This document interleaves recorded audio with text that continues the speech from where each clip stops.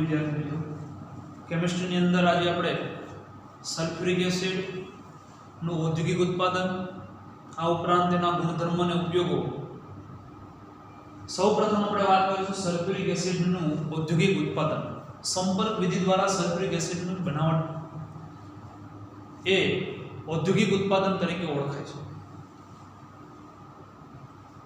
વિદ્યાર્થી મિત્રો ખૂબ જ અગત્યનો પ્રશ્ન છે, ઘણી બધી વખત બોર્ડમાં પૂછાયેલો પ્રશ્ન।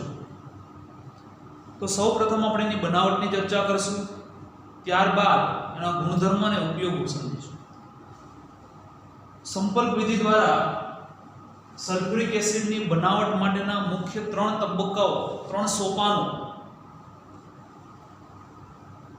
પહેલા આપણે એની બનાવટની ચર્ચા કરીએ તો પહેલો પોઈન્ટ H2SO4 નું ઔદ્યોગિક ઉત્પાદન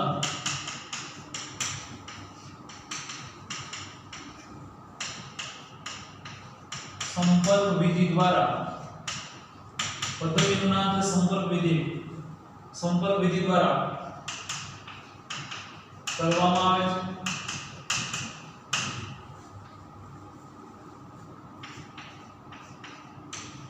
જે ત્રણ તબક્કા દ્વારા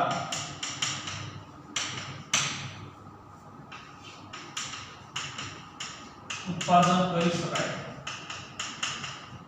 અથવા જેના ત્રણ તબક્કા નીચે મુજબ છે। પ્રથમ તબક્કો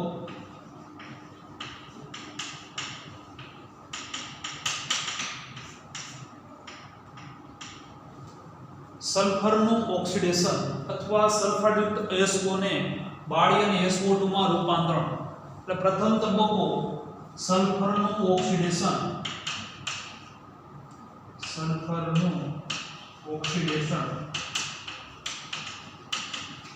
અથવા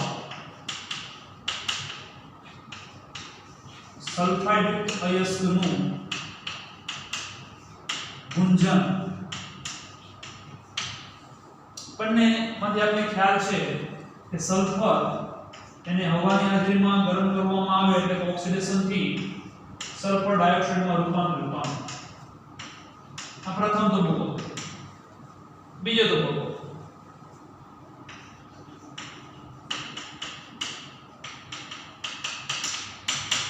વિદ્યાર્થી મિત્રો, બીજો તબક્કો ને ખૂબ જ અગત્યનો તબક્કો છે। સલ્ફર ડાયોક્સાઇડ જેવો ઉત્પન્ન થશે એની સાથે અશુદ્ધિ હશે।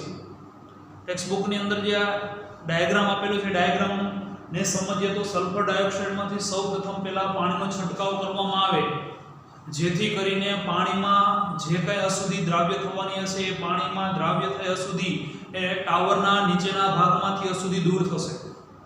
ત્યારબાદ આવો ભેજવાળો SO2 વાયુને સાંદ્ર સલ્ફ્યુરિક એસિડ વાળા ટાવરમાંથી પસાર કરવામાં આવે જેથી કરીને એમાં રહેલો જે કંઈ ભેજ હશે એ ભેજને પણ સાંદ્ર સલ્ફ્યુરિક એસિડ પ્રબળ ભેજ શોષક છે, એના ગુણધર્મની ચર્ચા કરશો ત્યારે ખ્યાલ આવશે।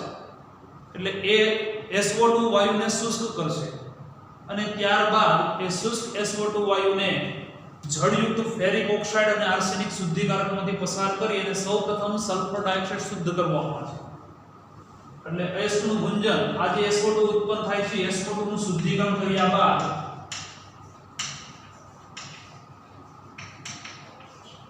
શુદ્ધિકરણ કરવામાં આવે છે। એટલે પ્રથમ તબક્કાની અંદર ઉત્પન્ન થયેલું SO2 નું શુદ્ધિકરણ કરવામાં આવે છે। હવે ત્યારબાદ SO2 વાયુનું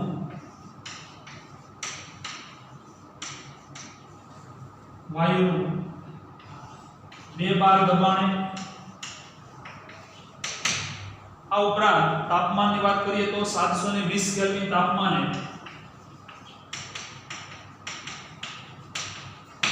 વેનેડિયમ પેન્ટોક્સાઇડ V2O5 ઉદ્દીપકની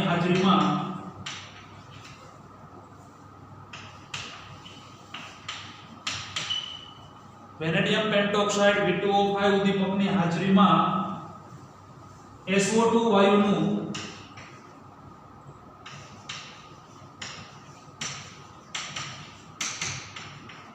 ઓક્સિડેશન દ્વારા SO3 માં રૂપાંતરણ ખૂબ જ અગત્યનો તબક્કો ગણી શકાય. SO2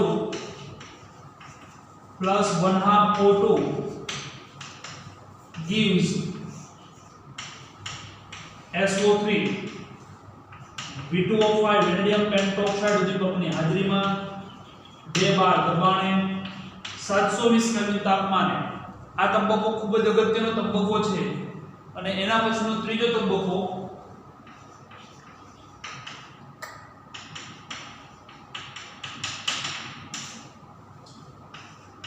SO3 વાયુને સાંદ્ર H2SO4 માં અવશોષણથી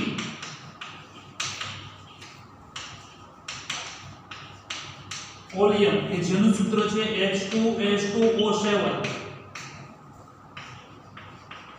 બનાવવામાં આવે છે. પ્રક્રિયા લખી એટલે વધારે ખ્યાલ આવશે કે SO3 જે ઉત્પન્ન થયો છે એ SO3 ગેસને સાંદ્ર સલ્ફ્યુરિક એસિડ એટલે કે H2SO4 માંથી પસાર કરી એટલે બે હાઇડ્રોજન એક અને એક બે સલ્ફર એટલે H2 ઓક્સિજન 4 ને 3 એટલે 7 O7 કે જેને ઓલિયમ તરીકે ઓળખવામાં આવે છે. આ ઓલિયમની અંદર જરૂરી પ્રમાણે પાણી ઉમેરી અને યોગ્ય સાંદ્રતાવાળો સલ્ફ્યુરિક એસિડ મેળવી શકાય. એટલે ઓલિયમને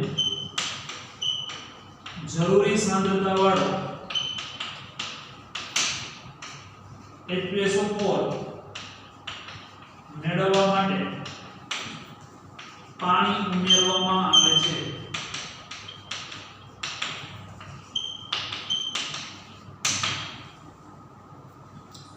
અને અંતિમ પોઈન્ટ 96 થી 98%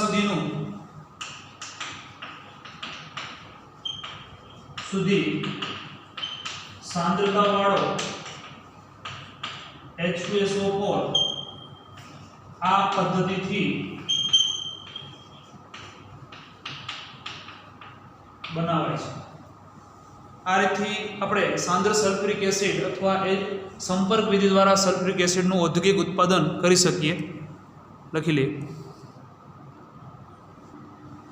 ત્યારબાદ ઘણી બધી વખત સલ્ફ્યુરિક એસિડના ગુણધર્મો અને ઉપયોગો એવો અલગ રીતથી પણ પ્રશ્ન પૂછી શકાય અથવા સંપર્ક વિધિ દ્વારા સલ્ફ્યુરિક એસિડનું ઔદ્યોગિક ઉત્પાદન આપો, તેના ગુણધર્મો અને ઉપયોગો જણાવો એવો પણ પ્રશ્ન પૂછી શકાય.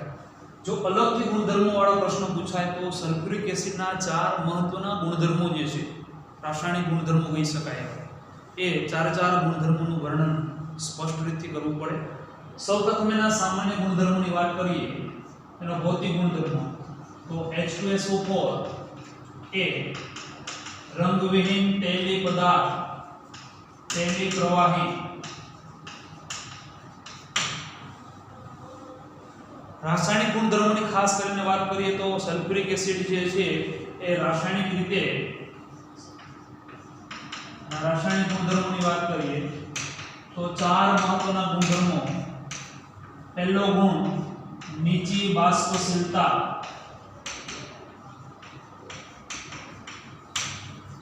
બીજો ગુણ પ્રબળ એસિડિકતા, પ્રબળ એસિડનું વલણ. ત્રીજો ગુણ પ્રબળ પાણી પ્રત્યેનું પ્રબળ આકર્ષણ.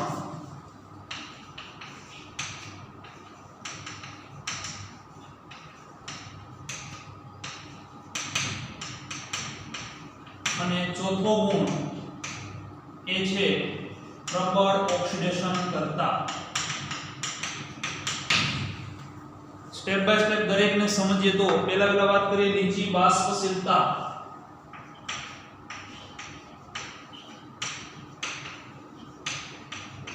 સલ્ફ્યુરિક એસિડનો નીચી બાષ્પશીલતાના ગુણનો ઉપયોગ કરી એના કરતા જે વધુ બાષ્પશીલ સંયોજનોના એના કરતા વધુ જે બાષ્પશીલ એસિડ જે છે એની બનાવટ માટે ઉપયોગમાં લઈ શકાય. એટલે નીચી બાષ્પશીલતાને કારણે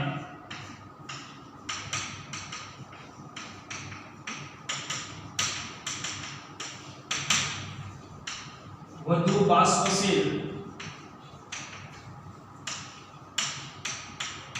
એસિડની બનાવટ માટે ઉપયોગી. ઉદાહરણ તરીકે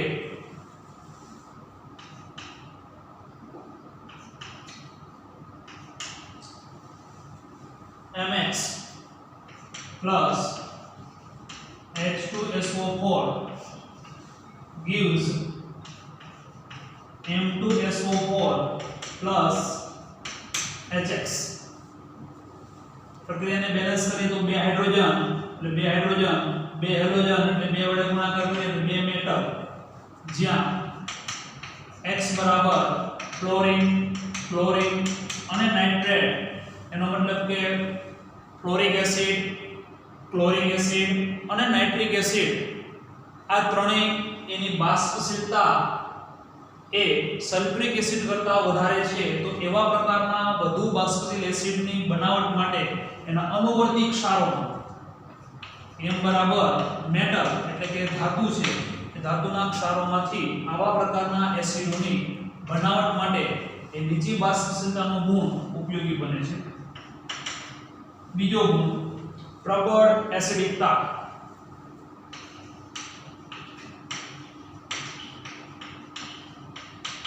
પ્રબળ એસિડિકતા માટે સલ્ફ્યુરિક એસિડની પાણી સાથેની પ્રક્રિયા H2SO4 plus H2O gives H plus એટલે કે H3O plus plus HSO4 minus.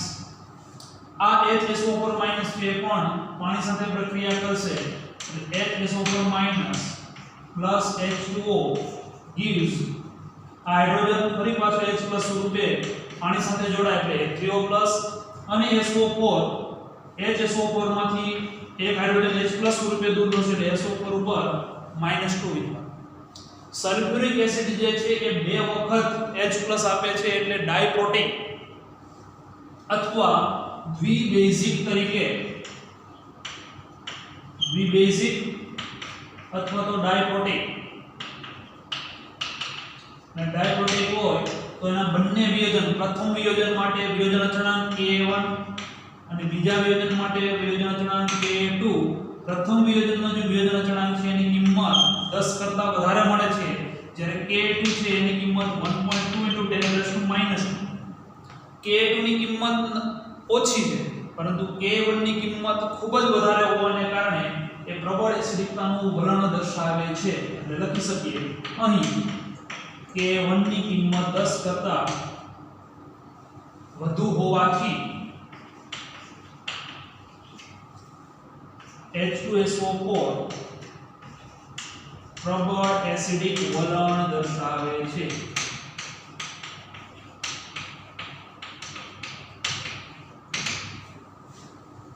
ત્રીજો ગુણધર્મ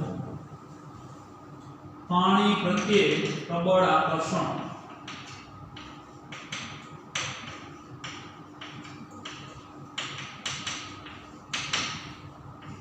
પાણી પ્રત્યે પ્રબળ આકર્ષણ હોવાથી ભેજવાળા વાયુ કે જે H2SO4 સાથે પ્રક્રિયા ન કરે એટલે ભેજવાળા વાયુઓનું નિર્જલીકરણ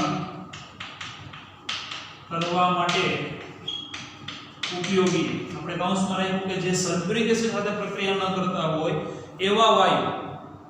સલ્ફ્યુરિક એસિડના ઔદ્યોગિક ઉત્પાદનમાં જ આપણે ચર્ચા કરી હતી કે જે ત્રીજા નંબરનો ટાવર છે, પહેલા નંબરનો ટાવર એટલે કે સલ્ફરનું દહન SO2 બને, બીજા નંબરના ટાવરની અંદર ઉપરથી પાણી પસાર કરવામાં આવશે જેથી કરીને ધોવાઈ જશે અને જે સલ્ફર ઉત્પન્ન થતો હશે એ સલ્ફર વાળો જે ભેજવાળો વાયુ હશે એ ભેજવાળા વાયુને ત્રીજા ટાવરમાં સલ્ફ્યુરિક એસિડ દ્વારા શુષ્ક કરવામાં આવે છે.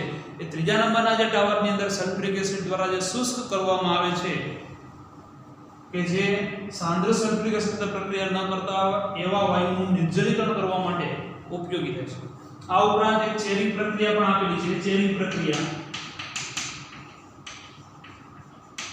સમજીએ. ચેરિંગ પ્રક્રિયા તો C12H22O11 વિદ્યાર્થી મિત્રો આની અંદર સ્પષ્ટ છે કે હાઇડ્રોજન 22 અને ઓક્સિજન 11 એટલે પાણીના 11 અણુઓ છે એને સાંદ્ર સલ્ફ્યુરિક એસિડ, આનું સૂત્ર આપણે જાણીએ છીએ કે ખાંડ દર્શાવે છે, ખાંડનું સૂત્ર છે C12H22O11, એ ખાંડને સાંદ્ર સલ્ફ્યુરિક એસિડમાં ઉમેરવામાં આવે તો 11 પાણીના અણુ દૂર થાય, એટલે 11 પાણીના અણુ દૂર થાય અને તો પાછળ માત્ર ને માત્ર 12 કાર્બન વધે, એટલે કે કોલસો વધે.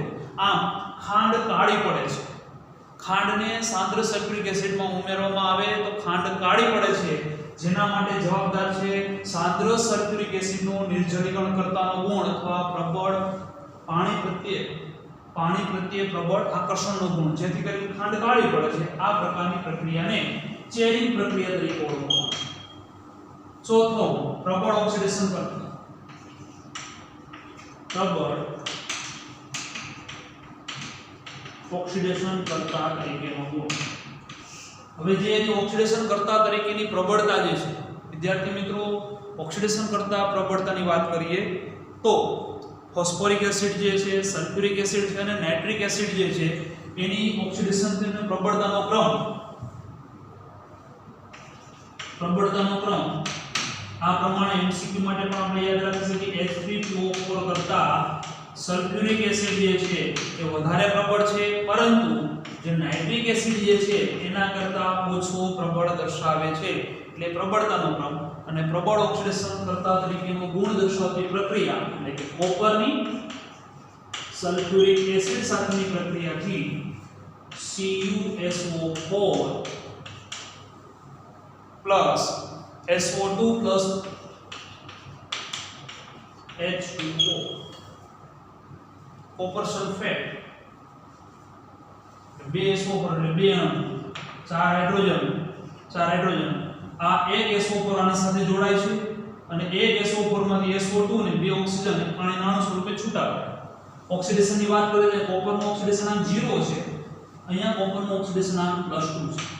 વિદ્યાર્થી મિત્રો, કોપરનું ઓક્સિડેશન સલ્ફ્યુરિક એસિડ વડે થાય છે, પરંતુ ઓક્સિડેશનનો ક્રમ જે છે એ ફોસ્ફોરિક એસિડ કરતા વધુ અને નાઇટ્રિક એસિડ કરતા ઓછો, એટલે પ્રબળતાનો ક્રમ આ રીતે આપણે દર્શાવી શકીએ. આ વાત કરી સલ્ફ્યુરિક એસિડના ગુણધર્મો.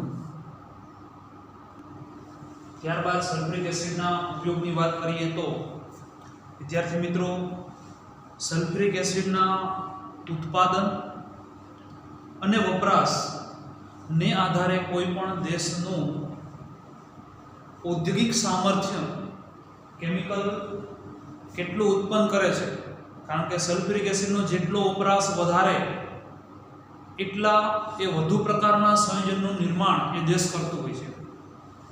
એટલે રાષ્ટ્રનું ઔદ્યોગિક સામર્થ્ય એ સલ્ફ્યુરિક એસિડના ઉત્પાદન અને વપરાશને આધારે નક્કી કરવામાં આવે છે. શા માટે? તો કે સલ્ફ્યુરિક એસિડનો ઉપયોગ જ એટલો બધો છે.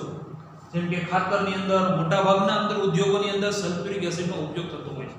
ખાતર ઇન્ડસ્ટ્રી છે, પેટ્રોલિયમનું શુદ્ધિકરણ છે, વિવિધ પ્રકારના વર્ણકો, પેઇન્ટ્સ, રંગકોના મધ્યવર્તી સંયોજનના ઉત્પાદન માટે, આ ઉપરાંત પ્રક્ષાલકો, ડિટર્જન્ટ, સોડિયમ લોરિલ સલ્ફેટ, ડિટર્જન્ટનું નામ આપણે જે મુખ્ય ઘટકો એની તરીકે સલ્ફેટ, સલ્ફ્યુરિક એસિડના ઉત્પાદન ઉપયોગ કરીને બનાવવામાં આવે છે.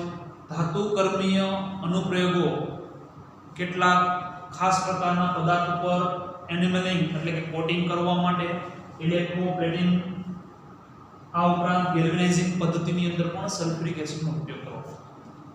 સંગ્રાહક કોષોમાં આપણે જોઈ ગયા એ પ્રમાણે લેડ સંગ્રાહક કોષની અંદર તો કે લેડ અને લેડ ઓક્સાઇડની પટ્ટી એ 38% W/W સલ્ફ્યુરિક એસિડના દ્રાવણમાં ડૂબાડતા. આ ઉપરાંત નાઇટ્રોસેલ્યુલોઝના નિપજોના ઉત્પાદન માટે પણ સલ્ફ્યુરિક એસિડનો ઉપયોગ કરવામાં આવે છે. આ તો માત્ર થોડાક જ ઉપયોગો લખ્યા છે. આ ઉપરાંત કેટલીક ઇન્ડસ્ટ્રીની અંદર, મોટાભાગની ઇન્ડસ્ટ્રીમાં એ સલ્ફ્યુરિક એસિડ એક કે બીજી રીતથી પ્રક્રિયક તરીકે અથવા તો ઉદ્દીપક તરીકે અથવા તો પ્રબળ ભેજશોષક પદાર્થ તરીકે ઘણો બધો ઉપયોગ સલ્ફ્યુરિક એસિડનો થતો હોય છે. આ એના મુખ્ય ઉપયોગો છે જેને આપણે નોંધી લઈશું. ત્યારબાદ વિદ્યાર્થી મિત્રો, સમૂહ 17ના સંયોજનો. સમૂહ 17ના જે સંયોજનો છે અથવા સમૂહ 17 ના તત્વોના સંયોજનો, કારણ કે સમૂહ 17 એના તત્વો ફ્લોરિન, ક્લોરિન, બ્રોમિન અને આયોડિન, આમાંના આપણે ક્લોરિન તત્વના કેટલાક સંયોજનો સમજવાના છે. સૌપ્રથમ ક્લોરિન વાયુની બનાવટ, ગુણધર્મ અને તેના ઉપયોગોની ચર્ચા કરીએ તો મહત્વનો પ્રશ્ન છે ક્લોરિનની બનાવટ આપો, તેના ગુણધર્મ અને ઉપયોગો જણાવો. તો સૌપ્રથમ ક્લોરિનની બનાવટ.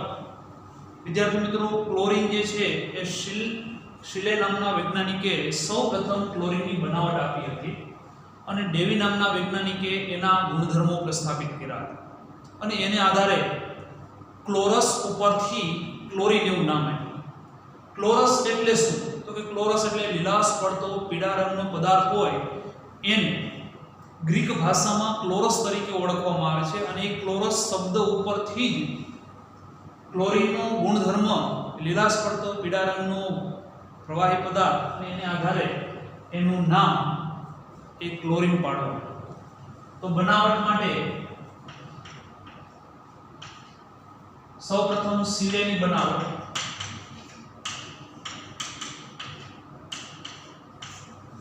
શિલે નામના વૈજ્ઞાનિકે MnO2 અને ક્લોરીન હાઇડ્રોજન ક્લોરાઇડ સાથેની પ્રક્રિયા MnO2 HCl વચ્ચેની પ્રક્રિયાથી MnCl2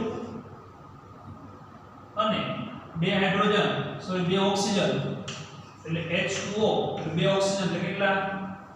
4 હાઇડ્રોજન અને બે જે છે એ Cl2 ક્લોરીન સ્વરૂપે છૂટે. વિદ્યાર્થી મિત્રો, હાઇડ્રોક્લોરિક એસિડની જગ્યાએ મીઠું અને H2SO4 નો પણ ઉપયોગ કરી શકાય. એટલે NaCl H2SO4 આ બંનેથી HCl જ ઉત્પન્ન થાય છે. આ બંને વચ્ચેની પ્રક્રિયાથી સેમ એ જ રીતથી MnCl2 YH2O Cl2 આ બંનેની પ્રક્રિયાથી 4H+ અને 4OH- એટલે સેમ એ જ રીતથી NaHSO4 કેટલા? તો કે 4 NaHSO4. પ્રક્રિયા બેલેન્સ પ્રક્રિયા છે. આ રીતથી પણ ક્લોરીન વાયુની બનાવટ છે. એક અન્ય બનાવટ અથવા પ્રયોગશાળાની બીજી બનાવટની વાત કરીએ. આ બંને પ્રયોગશાળાની બનાવટ છે. શિલેની બનાવટ એ પણ પ્રયોગશાળાની બનાવટ છે અને બીજી એક અન્ય બનાવટ કે જે KMnO4 પોટેશિયમ પરમેંગનેટ KMnO4 ની HCl સાથેની પ્રક્રિયાથી. વિદ્યાર્થી મિત્રો, KMnO4 ની HCl સાથેની પ્રક્રિયા એટલે KNaCl એટલે KCl Mn અને Cl એટલે MnCl2. આ ઉપરાંત હાઇડ્રોજન અને ઓક્સિજન એટલે H2O અને પ્લસ Cl2. એકી સંખ્યામાં બેકી સંખ્યામાં ક્લોરીન માટે 2 વડે ગુણાકાર કરીએ એટલે 2 વડે અહીંયા ગુણાકાર કરીશું. ઓક્સિજનની ગણતરી કરીએ તો 4 × 2 એટલે 8 ઓક્સિજન એટલે 8 ઓક્સિજન અને 8 × 16 હાઇડ્રોજન એટલે 16 હાઇડ્રોજન. ક્લોરીન કેટલા? તો કે આ બધું 16 ક્લોરીન છે. 2 અહીંયા વપરાશે, 4 અહીંયા, 4 ને 2 6, ટોટલ 16 એટલે 10 ક્લોરીન અહીંયા. આ રીતે આપણે પ્રક્રિયાને સરળતાથી બેલેન્સ કરી શકીએ. એટલે પ્રક્રિયાનું વર્ણન એ આ પ્રક્રિયાને આધારે પણ કરી શકો. MnO2 ની HCl સાથેની પ્રક્રિયાથી ક્લોરીન વાયુ ઉત્પન્ન કરી શકાય અથવા તો HCl ની જગ્યાએ NaCl અને સલ્ફ્યુરિક એસિડનો ઉપયોગથી પણ ક્લોરીન વાયુ મેળવી શકાય છે. પ્રયોગશાળાની અંદર આ ઉપરાંત પોટેશિયમ પરમેંગનેટની HCl સાથેની પ્રક્રિયાથી પણ Cl2 ઉત્પન્ન કરી શકાય. આ વાત થઈ પ્રયોગશાળાની શિલેની બનાવટ. વિદ્યાર્થી મિત્રો, પ્રશ્નની અંદર જ્યારે બનાવટ, ગુણધર્મ અને ઉપયોગો પૂછાતા હોય ત્યારે આપણે એની ઔદ્યોગિક બનાવટ લખવાની થતી હોય છે. એટલે ક્લોરીનનું અથવા Cl2 નું ઔદ્યોગિક ઉત્પાદન.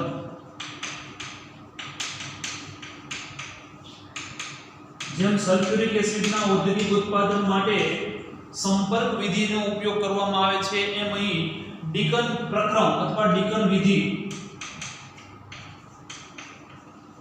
ડીકન પ્રક્રમ દ્વારા ક્લોરીન વાયુનું ઉત્પાદન કરવામાં આવે છે. પ્રક્રિયા સમજ એટલે વધારે ખ્યાલ હશે ને એના આધારે વર્ણન. હાઇડ્રોજન ક્લોરાઇડનું ઓક્સિડેશન CuCl2 ઉદ્દીપકની હાજરીમાં 723 કેલ્વિન તાપમાને પ્રક્રિયા કરે. ઓક્સિડેશન એકદમ સરળ છે. હાઇડ્રોજન અને ક્લોરીન એમાંથી એની O2 સાથેની પ્રક્રિયા કરે તો H2O અને બીજું ક્લોરીન છૂટા પડે Cl2. ઓક્સિજનને બેલેન્સ કરો એટલે ચાલશે. ઓક્સિજન 2 છે એટલે 2 ઓક્સિજનને બેલેન્સ કરવા માટે 2 વડે ગુણાકાર કરીએ. 2 ગુણ્યા 2 4 હાઇડ્રોજન અને 4 ક્લોરીન અને ટ્વાઇસ Cl2. પ્રક્રિયાનું વર્ણન આ પ્રમાણે દર્શાવી શકાય. HCl નું 723 કેલ્વિન તાપમાને CuCl2 ઉદ્દીપકની હાજરીમાં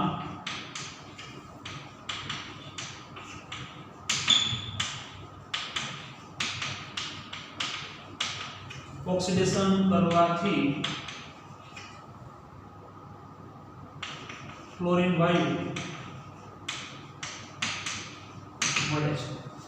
આ પહેલી વેલી ઔદ્યોગિક ડીકન પ્રક્રિયા પહેલી બનાવો. બીજી બનાવો વિદ્યુત વિભાજન. વિદ્યુત વિભાજન પ્રક્રમ. વિદ્યાર્થી મિત્રો, વિદ્યુત વિભાજન પ્રક્રમ આપણે ચેપ્ટર નંબર 3 ની અંદર જોઈ ગયા કે એક પાત્રની અંદર જલીય NaCl નું દ્રાવણ બ્રાઇન NaCl એટલે કે સાંદ્ર NaCl નું દ્રાવણ એની અંદર બે નિષ્ક્રિય ધ્રુવો ડુબાડવામાં આવે.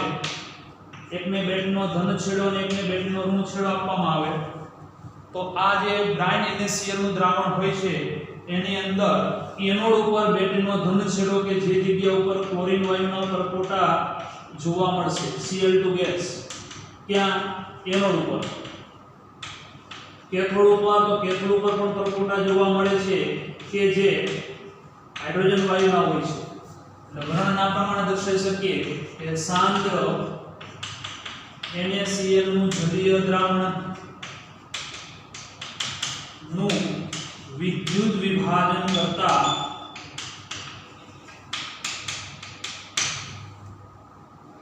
એનોડ ઉપર Cl2 વાયુ તથા કેથોડ ઉપર H2 વાયુ મળે છે. એટલે ખાસ ફરીથી સમજીએ, ક્લોરીનની બનાવટ ગુણધર્મ અને ઉપયોગ વાળો પ્રશ્ન પૂછાય ત્યારે એનું ઔદ્યોગિક ઉત્પાદન બંને પ્રક્રમો દર્શાવવા જરૂરી હોય છે. ડીકન પ્રક્રમ અને વિદ્યુત વિભાજન પ્રક્રમ.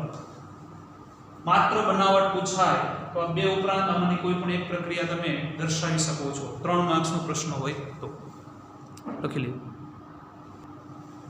ત્યારબાદ ક્લોરીનના ગુણધર્મોની વાત કરીએ તો પહેલા Cl2 એનો રંગ એટલે Cl2 ગેસીસ ફોર્મમાં છે લીલાશ પડતો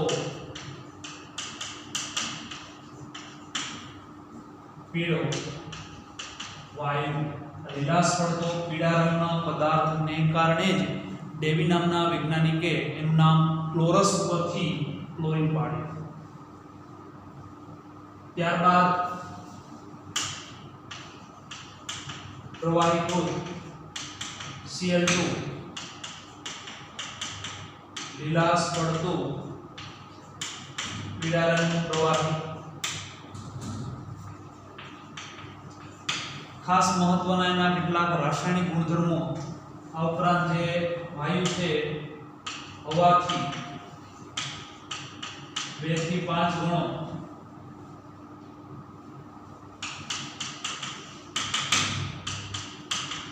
ભારે વાયુ. રાસાયણિક ગુણધર્મોની વાત કરીએ તો ધાતુ અને અધાતુ સાથેની પ્રક્રિયા કરી અનુવર્તી ક્લોરાઇડ પહેલો ગુણધર્મ. ધાતુ અથવા અધાતુ સાથે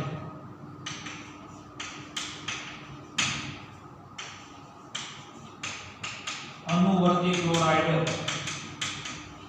ઉદાહરણ તરીકે તો એલ્યુમિનિયમ સાથેની પ્રક્રિયા Cl2 gives AlCl3 પ્રક્રિયા ઇમ્બેલેન્સ છે 3 દુને 6 ક્લોરીન 2 એલ્યુમિનિયમ આ જ રીતથી ફોસ્ફરસ સાથેની પ્રક્રિયા લખીએ એક ધાતુનું ઉદાહરણ બીજું અધાતુનું ઉદાહરણ ક્લોરીન સાથેની પ્રક્રિયા PCl3 અને PCl5 ની બનાવટ માટે આપણે સમજી ગયા 4 ફોસ્ફરસ એટલે 4 × 12 એટલે 6 દુને 12 ક્લોરીન ધાતુ અને અધાતુ અનુવર્તી ક્લોરાઇડ સંયોજનો આપે છે આ ઉપરાંત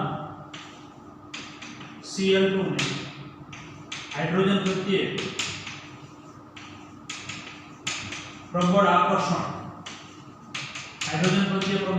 હોવાને કારણે હાઇડ્રોજન અને હાઇડ્રોજન યુક્ત સંયોજનો સાથેની પ્રક્રિયા કરી અને HCl આપે છે ઉદાહરણ તરીકે H2 Cl2 gives YHCl અને અન્ય ઉદાહરણ H2S Cl2 gives HCl sulphur બે હાઇડ્રોજન બે ક્લોરીન એટલે હાઇડ્રોજન પ્રત્યે આકર્ષણ હોવાને કારણે હાઇડ્રોજન અને હાઇડ્રોજન યુક્ત સંયોજનો હોય એનામાંથી HCl માં રૂપાંતરણ પામે છે ત્રીજું અને ખૂબ જ અગત્યનો પોઈન્ટ ગણી શકાય ઘણી બધી વખત એમાંથી MCQ પ્રશ્ન અને સાથે પ્રક્રિયા પૂર્ણ કરો એવો પાર્ટ બી માં પણ પ્રશ્નો પૂછાયેલા છે કે ક્લોરીનની ઠંડા અને મંદ ક્લોરીન સાથેની ઠંડા અને મંદ બેઝ સાથેની પ્રક્રિયા અને ક્લોરીનની ગરમ અને સાંદ્ર બેઝ સાથેની પ્રક્રિયા કરવાથી નિપજ શું મળે એટલે ક્લોરીનની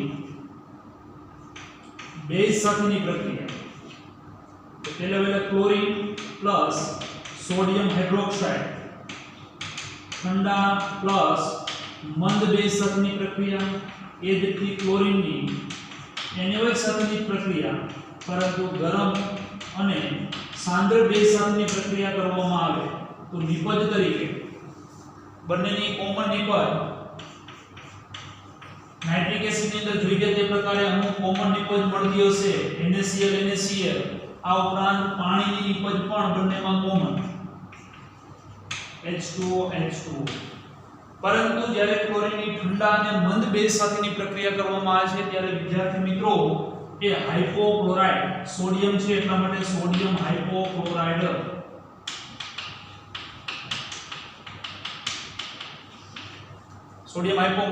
એ જેનું સૂત્ર લખી શકીએ NaOCl અને ગરમ અને સાંદ્ર બેઝ સાથેની પ્રક્રિયા કરવામાં આવે છે ત્યારે એ સોડિયમ ક્લોરેટ જેનું સૂત્ર NClO3 વિદ્યાર્થી મિત્રો પ્રક્રિયા ઇનબેલેન્સ છે આપણે પહેલા સમજ્યા કે ગરમ અને સાંદ્ર આલ્કલી અને ઠંડા અને મંદ આલ્કલી સાથે પ્રક્રિયા કરવાથી મુખ્ય નિપજ આપણે જે યાદ રાખવાની છે એ છે હાઇપોક્લોરાઇડ અને ક્લોરેટ સંયોજન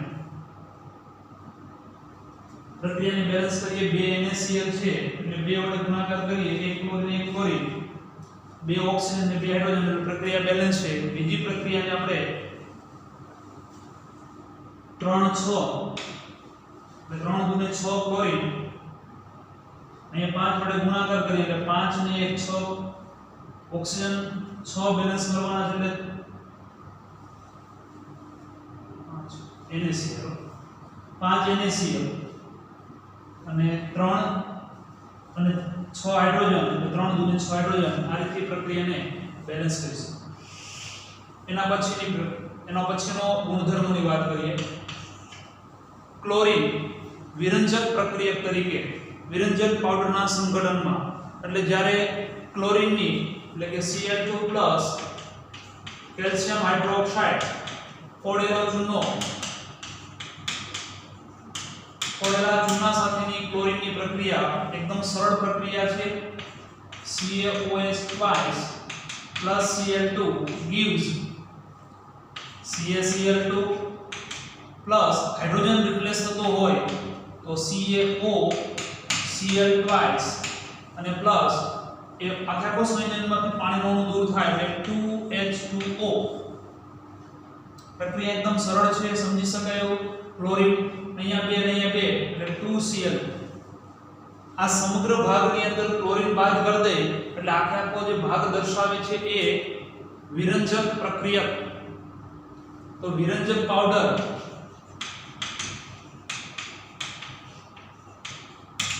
પાવડરના સંઘટકોની વાત કરીએ તો CaCl2 CaOCl twice CaOH twice into 2H2O આ જે આખું સંઘટક છે વિરંજક પાવડર તરીકે ઓળખવામાં આવે છે, જેમાં કેલ્શિયમ ઓક્સીક્લોરાઇડ, કેલ્શિયમ ક્લોરાઇડ અને કેલ્શિયમ હાઇડ્રોક્સાઇડ ઉપરાંત પાણીનું સંઘટન એ વિરંજક પાવડર તરીકે ઓળખવામાં આવે છે.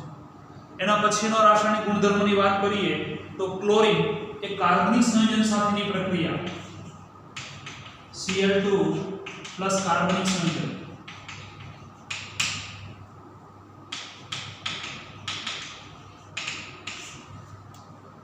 આલ્કેન પ્લસ ક્લોરીન તો વિસ્થાપન પ્રક્રિયા આપે છે. ઉદાહરણ તરીકે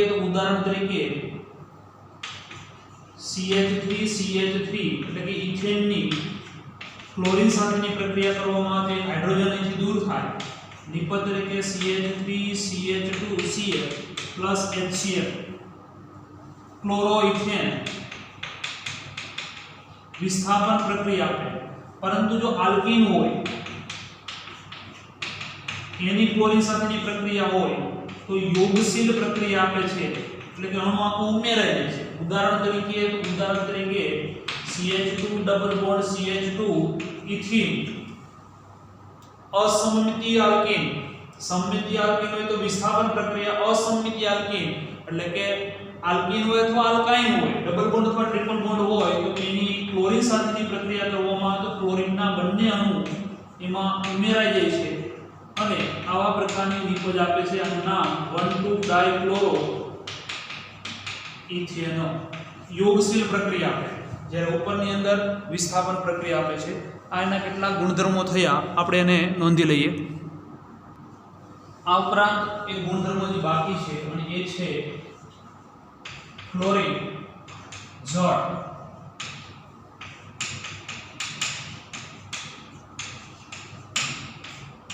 ક્લોરીન જળ એટલે Cl2 H2. ક્લોરીન જળ જો લાંબો સમય પડ્યું રહે તો એ ક્લોરીન પોતાનો જે લીલાશ પડતો પીળો રંગ હોય છે ગુમાવે છે. શા માટે? તો કે ક્લોરીન અને પાણી વચ્ચેની પ્રક્રિયાથી એક હાઇડ્રોજન એક ક્લોરીન HCl અને OH અને એક ક્લોરીન એટલે HOCl હાઇપોક્લોરસ એસિડ. આ HOCl જેનું નામ છે હાઇપોક્લોરસ એસિડ, અને આ જે હાઇપોક્લોરસ એસિડ જે છે એ નવજાત ઓક્સિજન, એમાંથી ઓક્સિજન છૂટો પડે, એ સરળતાથી જે HOCl જે છે એ સરળતાથી HCl+O એટલે કે નવજાત ઓક્સિજન આપે છે, અને નવજાત ઓક્સિજન આપવા હોવાને કારણે એ પ્રબળ ઓક્સિડેશન કરતા તરીકે વર્તે છે. ઉદાહરણ તરીકે Fe+2 નું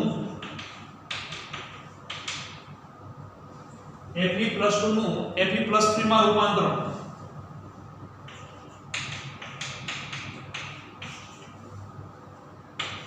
Fe+3 પ્લસ HCl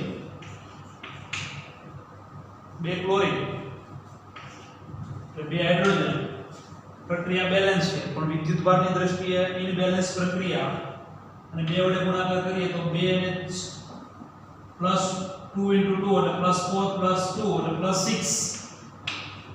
+6 આ રીતે પ્રક્રિયા બેલેન્સ. અહીં જે ક્લોરીન જે છે એ Fe+2 નું Fe+3 માં ઓક્સિડેશન કરે છે. ક્લોરીનમાં આ પ્રકારનો ગુણધર્મ એ પ્રબળ ઓક્સિડેશન કરતા તરીકે વર્તે છે. ત્યારબાદ એના કેટલાક ઉપયોગોની ચર્ચા કરીએ તો ક્લોરીન વાયુનો ઉપયોગ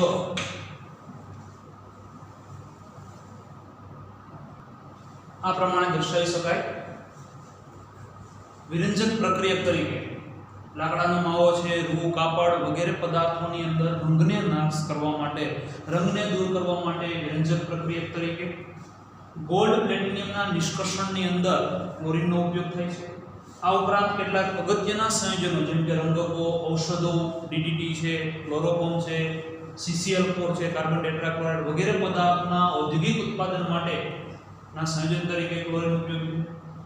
વ્યવહારોની અંદર પીવાના પાણીને જીવાણુ મુક્ત કરવા માટે પણ ક્લોરીનનો ઉપયોગ થાય છે. ખાસ અગત્યના કેટલાક ઝેરી વાયુની બનાવટ માટે, જેમ કે ફોસ્જીન, ફોસ્ફીન આપણે pH3 આગળ જોઈ ગયા હતા. ફોસ્જીન જેનું સૂત્ર લખી શકીએ COCl2.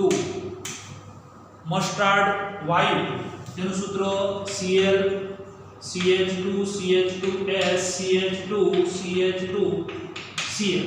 આ મસ્ટર્ડ વાયુનું સૂત્ર છે.